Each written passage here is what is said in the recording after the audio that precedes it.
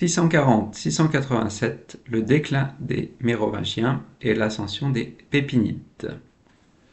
Alors en 640, Dagobert Ier, qui avait réuni le royaume de Neustrie et le royaume d'Austrasie autour de sa personne, décède, et du coup ce sont ses enfants qui règnent. Clovis II en Neustrie et Sigebert III en Austrasie. Mais ce qu'il faut voir, c'est que ces rois sont très jeunes. Clovis II n'a que 4 ans quand il succède à son père, et du coup, ils sont aux mains des aristocrates du palais, et en premier lieu de celui qui dirige l'administration, c'est-à-dire le maire. Et on en voit l'exemple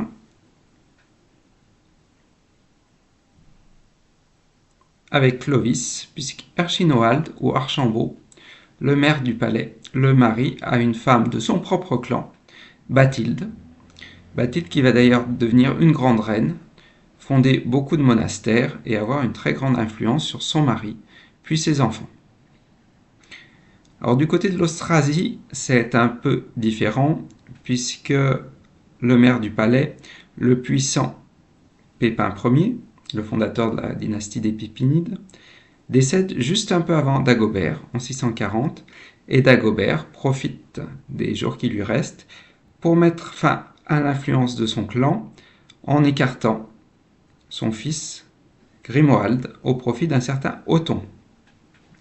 Mais à la mort de Dagobert, les peuples périphériques du royaume, les Alsaciens, les Alamans, les Wandes, se révoltent, et du coup Sigebert III est obligé de se rapprocher de Grimoald, et là, la réconciliation est marquée par l'adoption par Grimoald du fils de Sigebert, Childebert III, d'où son surnom l'adopté, à moins que ce soit le contraire, c'est-à-dire que ce soit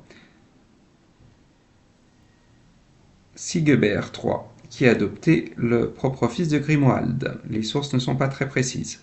Mais ce qui est sûr, c'est qu'on assiste au retour d'un Pépinide en Austrasie.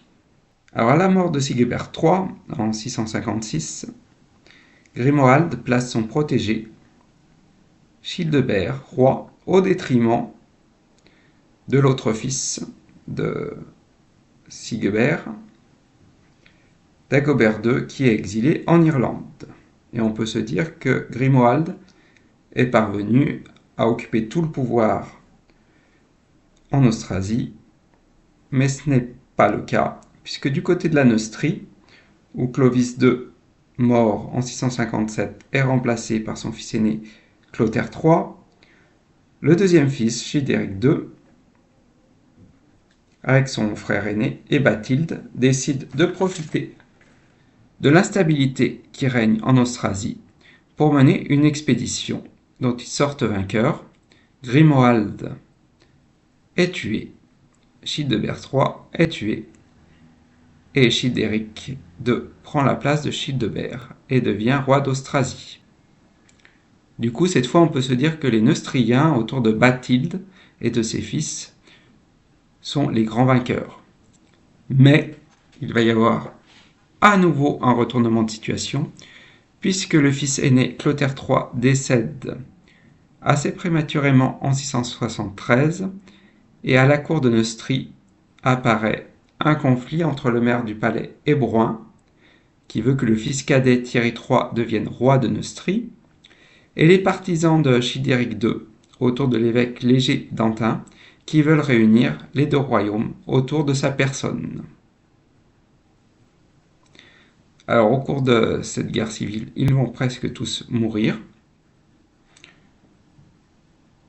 Childéric II en 677, Saint-Léger en 678 ou 679, et Dagobert qui a été rappelé d'Irlande entre-temps en 679. Et en fin de compte, c'est Thierry III qui se retrouve le seul maître de Neustrie et d'Austrasie.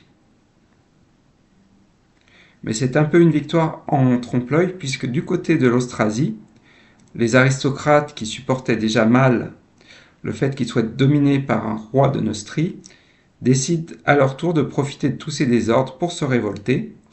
Et qui prend la tête de la révolte?